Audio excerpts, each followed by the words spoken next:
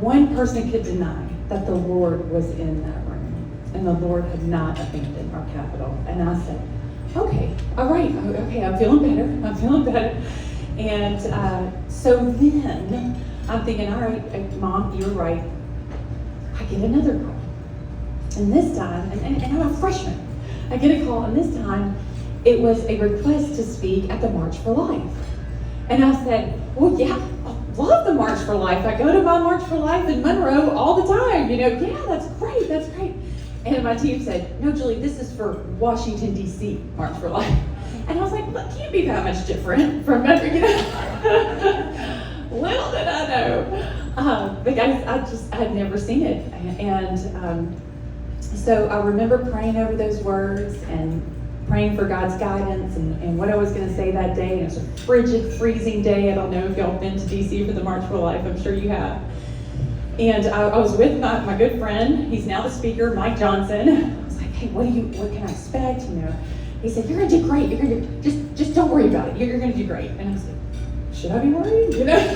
So then I asked the precious young woman who was running the whole thing, I said, it kind of calms my nerves if I can see the crowd before I go to speak. Is there any way that you can kind of sneak me around? Because we were on the National Mall. And I saw the stage. And so she said, sure. So she brought me around. And I could see there was a bullpen of about 200 people. I was like, oh, I got this. It's no big deal.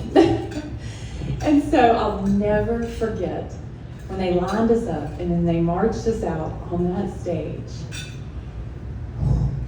Took my breath away, because as far as the eyes could see, from our nation's capital all the way down the mall to the Washington Monument were people fighting for life. Oh, I was like, I can't wait to tell my mom. Here are all the people, and I could feel the Lord saying, see, I told you. Here are all my people. And the best part about it is that, no offense to the older generation, but these were not moms and pops. These were kids. This was the next generation that was coming forward. And I think about those moms and dads who put those kids in those buses and drove them across the country. And I just hear the Lord saying, these are the people fighting for life.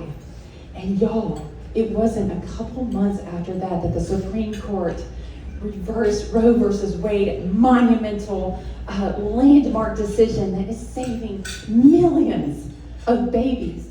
And so all of that work was not in vain. What an incredible experience to be a part of. I will never forget that, and I can't wait to tell my children about that experience one day.